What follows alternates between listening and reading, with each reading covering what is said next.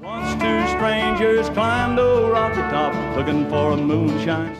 In 1958, a 22-year-old country star arrived in London with a shocking companion that ended his career overnight. She was just 13 years old and his cousin. But child marriages were only the beginning of country music's darkest scandals. One star set an award on fire during live television. Another compared a president to Hitler and lost millions. And from bigamy to racism, many legends are behind their guitars while destroying lives, with the industry covering it up for decades. Yet the truth always finds a way out. At the height of his fame, Spade Cooley was known as the king of Western swing, filling ballrooms that seated thousands, rivaling Bob Wills, and ruling Los Angeles nightlife. He appeared in more than 50 Western films. His television show captured an astonishing 75% of local viewers, and stars like Frank Sinatra and Gene Autry often visited his set. By 1950, Cooley was a millionaire with his own Hollywood star and plans for an amusement park called Water Wonderland. But everything changed on April 3, 1961, when his paranoia and jealousy exploded. Convinced his second wife, Ella May, was unfaithful, he forced his 14-year-old daughter, Melody, to watch as he brutally attacked her mother. He stripped, beat, and tortured her in a frenzy of rage, smashing her skull, stumping her, breaking her ribs, and inflicted more than 70 injuries before burning her with his cigarette to ensure she would not wake again.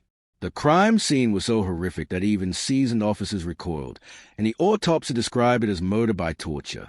Cooley initially claimed she had slipped in the shower, but Melody's testimony in court stunned the nation as she revealed how her father had called her into the room to witness the attack. In August 1961, he was sentenced to life in prison for first-degree murder by torture, yet inside he maintained a strange respectability, forming a prison band and being praised as a model inmate. After only 8 years, he was offered parole, but on November 23, 1969, while out on temporary release to perform for law enforcement, he received a standing ovation, collapsed backstage from a heart attack, and died, his life ending as suddenly as his career, remembered not for music and fame but for horror. Another infamous scandal came with Johnny Paycheck, whose December 19, 1985, shooting inside the North High Lounge became one of country music's most notorious moments. After leaving a wild party with the Hells Angels in Maryland, Paycheck stopped at a bar in Hillsboro, Ohio, wired on cocaine and paranoia. When local Lloyd Wise casually offered him turtle soup, Paycheck snapped, pulled out a .22 pistol, and fired, grazing Wise's scalp and blowing his hat off. The shooting made headlines everywhere, and country stars like George Jones and Merle Haggard raised $50,000 for his bail, while Jerry Lee Lewis played benefit shows to cover his legal costs. Paycheck claimed self-defense, but his story unraveled, and he was convicted of aggravated assault and tampering with evidence. On May 16, 1986, Judge Darrell Hottle sentenced him to 9.5 years in prison, nearly all mandatory because he had used a firearm. Paycheck stood silent as the sentence was read, sending shockwaves through country music. In prison, he earned his high school diploma, worked as a teacher's aide, and tried to keep busy, but more trouble followed. By 1990, the IRS hit him with a $1.66 million tax bill, forcing him into bankruptcy, though his outlaw reputation only grew. Fans still remembered his 1977 anthem Take This Job and Shove It, which now felt like the anthem of his own life. After serving 22 months, Governor Richard Celeste commuted his sentence, but the scars remained. The victim never forgot that night, and Paycheck could never escape the shadow of the shooting. If you want to see real chaos in country music, David Allan Coe's life is hard to top. His career didn't just cause trouble now and then. It felt like one scandal after another. While most singers in Nashville bend the rules a little, Coe seemed determined to tear them up completely. The trouble started when he was just 9 years old, bouncing in and out of reform schools and prisons, where he built a reputation for violence and even took part in rough talent contests behind bars. As he got older, rumors spread that he had killed another inmate and even spent time on death row. Official records show that never happened, but Coe didn't try to silence the legend. He fueled it through his songs and on his website, letting the story grow bigger than the truth. When he was finally released from prison in 1967, he didn't walk into Nashville's good graces. Instead, he parked a hearse outside the Ryman Auditorium, playing music on the street and sometimes sleeping in the back. Eventually, He landed a record deal and even wrote hits for others, including the classic Take This Job and Shove It. Still, Cole worked against himself at every turn. In 1978 and again in 1982, he released 2 albums on his own, Nothing Sacred and the Underground album, filled with songs so offensive that no record label wanted to touch them. One track in particular,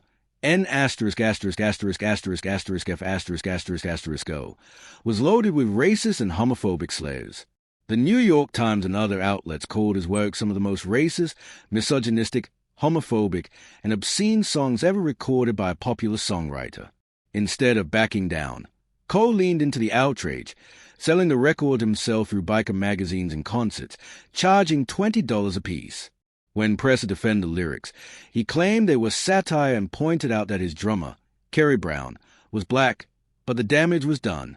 The album circulated underground for decades, adding to Cole's infamous reputation. His troubles didn't stop there. In 2015, he admitted he hadn't paid income taxes for at least 6 years, a mistake that cost him $980,000 in IRS fines and restitution, along with 3 years of probation. To avoid seizure, Cole demanded cash payments for his shows, still performing at least 100 concerts a year while the IRS chased him down. Taken together, no one in country music built a legend quite like David Allan Coe. The more shocking the story, the more he seemed to enjoy living it. Jerry Lee Lewis, meanwhile, set the standard for scandal in both rock and country. When he burst onto the music scene, it wasn't just his wild piano energy that stunned audiences. It was the chaos of his personal life. Nothing could prepare the world for May 1958, when Lewis, only 22, landed in London for a 37-show tour. At Heathrow Airport, a reporter spotted a very young girl traveling with him, Myra Gale Brown, introduced as his bride. The truth stunned the press. Myra was just 13, fresh out of 7th grade, and also his second cousin. To make matters worse, Lewis had not divorced his second wife at the time. The British press exploded, crowds booed him off stage, and his tour collapsed after only 3 shows, costing him an estimated $200,000. Radio stations stopped playing his music, venues banned him, and headlines branded him a homewrecker and criminal. Lewis tried to defend himself by saying such marriages were common in Louisiana, but that excuse could not save his career. In America, the backlash was even worse. When fans learned not only of the marriage but also of the bigamy, his record sales collapsed from millions to almost nothing. The scandal deepened further when it came out that Myra was not just a young bride but also Lewis's first cousin once removed, and that he was still legally married to his previous wife, Jane Mitchum.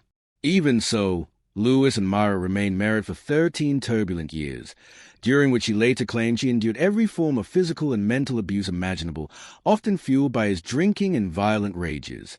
Over the years, Lewis married 7 times, and 2 of his wives died under suspicious circumstances that raised further questions. Myra eventually told a story in a memoir, calling him a dangerous child in a man's body. Decades later, Jerry Lee Lewis's name remains inseparable from chaos and scandal, the kind of infamy most musicians could never imagine. Nobody, however, expected primetime football to explode into scandal until Hank Williams Jr. blew up his own career on live television. On October 3, 2011, the country star everyone called Bocephus walked onto Fox and Friends and made a remark that stunned the anchors into silence. Asked about President Obama playing a casual round of golf with House Speaker John Boehner, Hank Williams Jr. compared it to Hitler playing golf with Netanyahu. The anchors froze as he went further, calling Obama and Biden the enemy. Within a single day, ESPN dropped his famous Monday Night Football theme song, a partnership that had lasted since 1989. It ended with the suddenness of a record scratch in a noisy bar. But Hank wasn't the type to apologize. While sponsors and networks scrambled, he doubled down, blasting ESPN on his website and claiming he had walked away by choice, saying the network had trampled on the First Amendment. The clash spread quickly online, with furious fans defending him and critics calling him reckless. He even released a song called Keep the Change aimed at Obama and the networks, and it was downloaded more than 180,000 times in just 2 days. On The View, he said he had no regrets and even called Mickey Mouse mean. The following year at the Iowa State Fair, he went further in front of a huge crowd, declaring that America had a Muslim president who hated farming, hated the military, hated the country, and that the people hated him back. For Hank, scandal wasn't a side effect of his career. It was a fuel that kept it alive. His concert became gatherings where Confederate flags waved proudly with his Bucephalus nickname stitched across them, and his set lists often included If the South Would Have Won, another song full of threats and Southern pride. In 2015, during a sweltering summer show, fans stood in rebel flag capes as he hurled homophobic insults from the stage, every word met with cheers that made the atmosphere electric. Through every storm, Hank stayed locked on his core audience, leaning into every culture clash with a smirk that told people he had no plans to stop. To his biggest fans, he was the outlaw king of country music.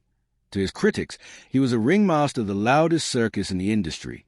At the 1975 Country Music Association Awards, another unforgettable scandal unfolded. Charlie Rich, the silver fox who had won Entertainer of the year before, returned to the stage to present the same award again. But something seemed off.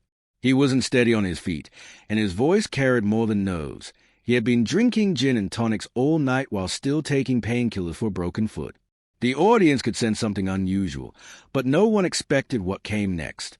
Instead of simply opening the envelope, Rich rambled with awkward jokes, flirted with Loretta Lynn, and wandered through stories until finally pulling out his lighter. In front of the stunned crowd, he calmly set the winner's card on fire and announced, "My friend, Mr. John Denver." Gasps filled the room as ashes fell. Denver, accepting by satellite from Los Angeles, didn't even know what had happened. To many, it looked like Rich was mocking Denver, a performer some considered too polished and pop-friendly for country music. The backlash was immediate. Rich was never invited back to the CMAs, his songs slipped off the radio, and his career nosedived. Years later, his son insisted it had only been a bad joke gone wrong, but the damage was done. A man who had once pushed boundaries by blending country with jazz, blues, and pop had, in one shocking moment, lit a fire that burned his own career. Porter Wagoner's scandal was different but no less dramatic. Famous for his glittering rhinestone suits under bright TV lights, he was equally known for the control he tried to keep behind the scenes. His greatest struggle came with Dolly Parton, the young singer who joined his show in 1967. At first, their duets made them one of the most popular acts in Nashville, but tension grew steadily. By 1974, their partnership was so strained that Dolly wrote "I Will Always Love You" as her way of saying goodbye. The song was tender, but the split was anything but gentle. In 1979, Wagoner sued her for $3 million, claiming she had broken their contract and owed him 15% of her future income and royalties, possibly for the rest of her career. He argued that he deserved the money because, in his words, he had made her star. The legal battle raged for months, with tabloids filled with stories of betrayal and backstabbing. In the end, Dolly agreed to pay him around $1 million over several years. She later called it the price of peace, admitting he got the first million she ever owned. But their struggles weren't only about money. Dolly Parton and those close to her often said Porter Wagoner acted like a man who wanted full control. She described him as a male chauvinist who tried to guide every part of her career and rarely accepted her independence. Even after she left, he gave bitter interviews claiming she was untrustworthy and suggesting she would even turn her back on her own family if it helped her career. His words painted a picture of a man who could not stand to see her succeed without him. The damage stretched beyond their personal conflict, as Wagoner's own career and finances soon began to crumble. He made poor business decisions, poured money into restaurants, and spent freely on his flashy lifestyle. By the mid-1980s, he was bankrupt and forced to auction off some of his beloved rhinestone suits, once symbols of his success. It was a painful fall for a man who had once ruled the stage at the Grand Ole Opry. In the end, Porter Wagoner's legacy was remembered not only for his music, but also for the bitter clash with Dolly Parton that revealed the darkest side of his career. George Jones was another country star whose personal life often overshadowed his music, and not always in the best way. By the late 1970s, his reputation for chaos had become almost as famous as his voice. In 1979 alone, he missed 54 concerts, earning the nickname No-Show Jones. Fans still paid the $13 to $50 ticket price, about $50 a day, even though there was no guarantee he would appear. Some came prepared to lose their money, while promoters set aside funds for refunds and even joked about betting on whether he would show up at all. His career teetered on collapse, saved only by the massive success of his 1980 hit He Stopped Loving Her Today. But Jonesy's antics went far beyond miss shows. In the late 1960s, his wife Shirley once tried to stop him from drinking by hiding every car key in the house. She thought she had him trapped, but outside under security lights sat the family's John Deere riding mower, keys still in the ignition. Determined as ever, Jones climbed aboard and drove it to the liquor store in Beaumont, Texas. Some said the trip was 8 miles, others 16. But either way, crawling along at 5 miles an hour, it took nearly 3 hours. Years later, he admitted nothing could stand between him and a drink. By 1982, things turned darker. After winning the CMA's Male Vocalist of the Year award for the second year in a row, police pulled him over on I-65 south of Nashville, weaving in his Cadillac with a half-empty bottle of Jack Daniels on the seat beside him. His license plate wasn't even real, just cardboard with Possum 3 scribbled on it. When a TV cameraman arrived, Jones lashed out, trying to kick him before being hauled away. Failing his sobriety test, he told the officer, "I'm drunk. Take me to jail." In the holding cell, he swung between raising hell and laughing, the perfect picture of the storm that followed him everywhere. Even after rehab for alcohol and cocaine, including a hospital stay after a serious accident in Mississippi, his legend only seemed to grow. Buck Owens, meanwhile, always looked like the perfect country star on stage, smiling in sparkling suits and charming millions on E-Hall. But behind the scenes, the man was nothing like the image. People who worked with him later describe an atmosphere filled with fear. In Eileen Sisk's 2010 biography, former band members revealed how Owens would humiliate and demean anyone who crossed him, some admitting they were terrified even to speak in his presence. He controlled every detail of his world, often firing or berating those who didn't meet his standards. Money was always at the center of his decisions, and during the height of his success, when concerts brought him millions, he sometimes paid his band members only $100 a week. Walking away wasn't easy either. Musicians who quit often found themselves blacklisted in Bakersfield and beyond. Those who stayed described it as walking on eggshells, never knowing when Owens would explode. Roy Clark, his E-Hall co-host, admitted that working with him was like living in constant fear of the next outburst. His cruelty didn't stop in the workplace. Wives and girlfriends later described jealous rages that turned violent, even as he presented himself publicly as a devoted family man. Owens went so far as to involve the FBI when he thought intimidation wasn't enough to silence rivals. Still, his success was undeniable. By the time of his death in 2006, he had built an empire worth an estimated $100 million. He had 21 number one hits, owned radio and television stations, invested in cattle ranches, and controlled valuable publishing rights. Known for charging his own band for meals and stage costumes, Owens prided himself on being a sharp businessman. Yet, all that wealth didn't bring him peace. In his later years, he lived more and more in isolation. His son, Buddy Allen Owens, later admitted that his father's fierce independence often left him lonely as he grew older. Owens himself didn't try to hide the truth completely. In interview after interview, he confessed, "I was a bastard on wheels." His biographer put it even more bluntly, saying Owens could buy almost everything in life except a satisfied mind. Farron Young's story wasn't just about the songs that made him famous. It was also about a wild streak that shocked even the toughest people in Nashville. In 1972, during a concert in Clarksburg, West Virginia, a buzzing crowd watched in disbelief as Young pulled an 18-year-old fan onto the stage and spanked her. She had spat at him, and that was his way of retaliating. The act was so outrageous that he was arrested and fined $24 with 11 more in court costs. The news spread quickly, adding to a reputation that was already infamous. Known as a hillbilly heartthrob, Young wasn't just remembered for his music.